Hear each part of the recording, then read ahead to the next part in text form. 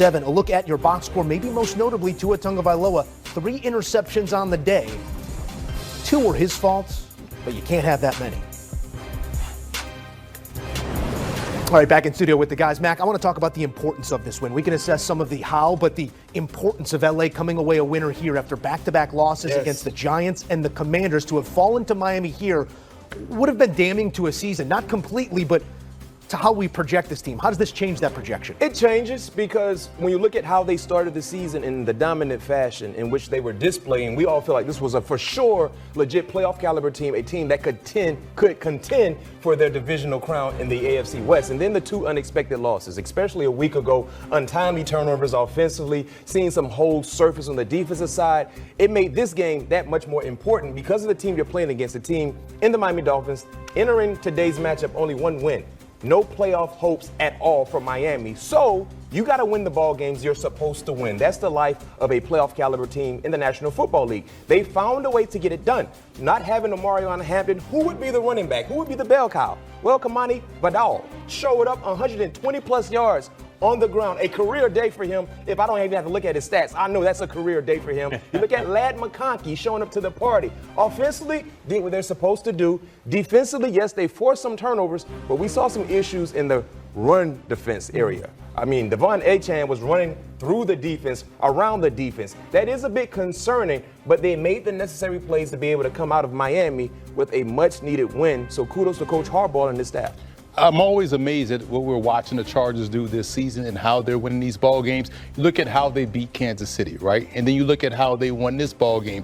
These are games that they usually would have lost in terms of a Chargers way, right? But they found a way to get out of the mud and come out on top. You talk about Kamani Vidal, outstanding game today. He was toting the rock rather well. And you also look at Ladd McConkey, big plays in a key part of the ball game and living up to that moniker. I tagged him with the Bambi moniker coming out of college. Reminds me of Lance Allward, who played with the Chargers, right? So he's making these big plays in these high leverage moments, as is Justin Herbert. So the entire Chargers team, talking about the passing, the running, the kicking, these are moments where they usually come up small, but they came up huge today. So even though it wasn't an ugly win, got the win like we talked about. That seems to be the common theme today. Yeah. Chargers did a great job today in Miami. And so hopefully they're going to have Joe Alt back. Maybe next week. We'll see. Still dealing with that high ankle sprain there. They are getting healthier, right? Omarion Hampton going on IR. He's going to miss some time. I could see the Chargers certainly making a deal for a running back before the November 4th trade deadline, probably much sooner than that because they're going to need some help at running back. Shout out to Vidal for the game that he had. Is that going to continue the next couple of weeks? We'll see. This is a big game that they have coming up against the Indianapolis Colts, a team that many think is a true contender at this point. So we'll see about how these two teams face off against one another. But shout out to the Chargers for finally, it was looking kind of rough right there, right? You lose to the Giants, you lose to the Commanders after having 2 turnovers, figuring out a way after blowing a 13-point lead today to get the win. And the 1-win Dolphins stay that way. We continue to have a bit of whiplash on the touchdown to interception ratio here for Tua Turn-the-ball-over after 2 clean games. Comes back with 3 interceptions here. A peek at Justin Herbert's numbers the last 3 games. It was a get-right spot, and they just got right. A big-time connection and a big-time play to Ladd McConkey spells victory for the Chargers in Miami. 2-3-1 with that tie again to Green Bay, but this is one that they wanted. Offensively sound, but defense continues to be a sieve as Carolina draws back to even 500. All right, back in studio with the guys. Emery, we sat there and watched this one together. It was a Dallas performance that we've seen throughout the entire of the season. Most total yards as an offense in the NFL coming to this one.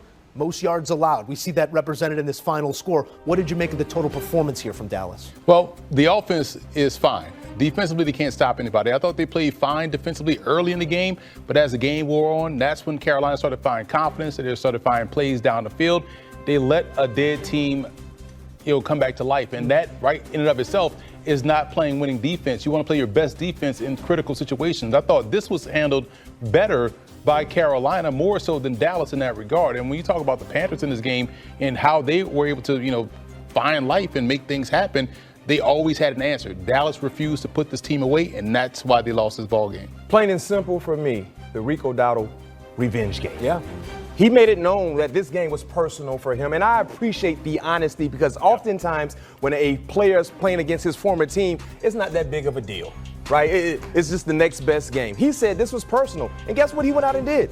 183 yards on the ground, 56 through the air, over 200 yards of total offense, and a touchdown. That's off the career high 206 last week in his first start as a Panther. So you do the math. This man is balling in his first 2 games. Yes, Emery, you talked about the issues for the Cowboys defensively. It was more so about their inability to stop Rico Dowdle.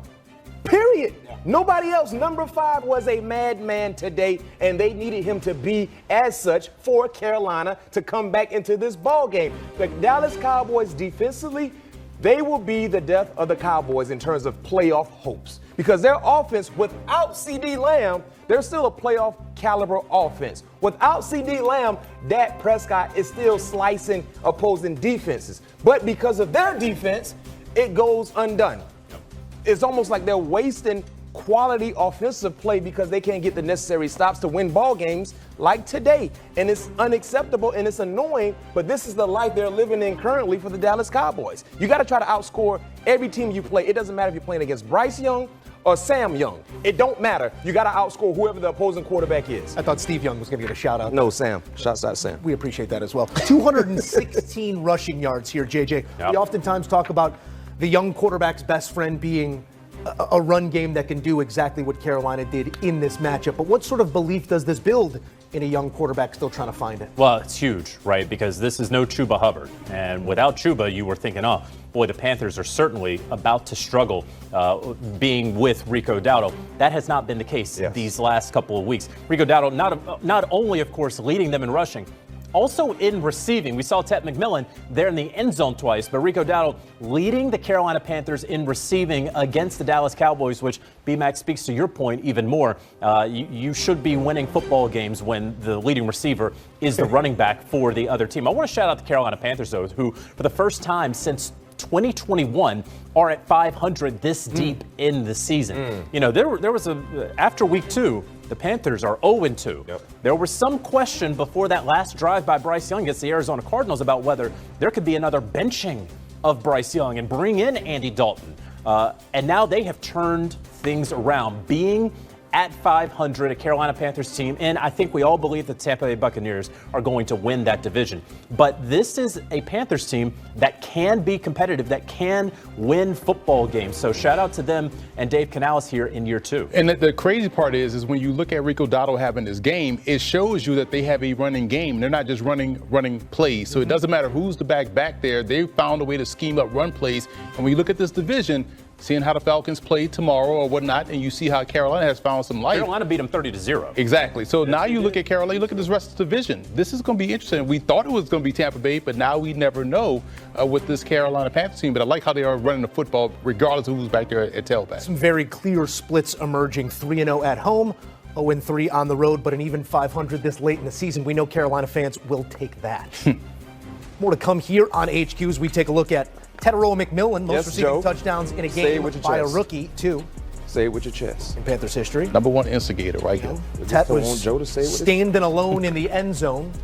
Makes a couple plays in this one that end up being decisive in a 3-point win over the Dallas Cowboys.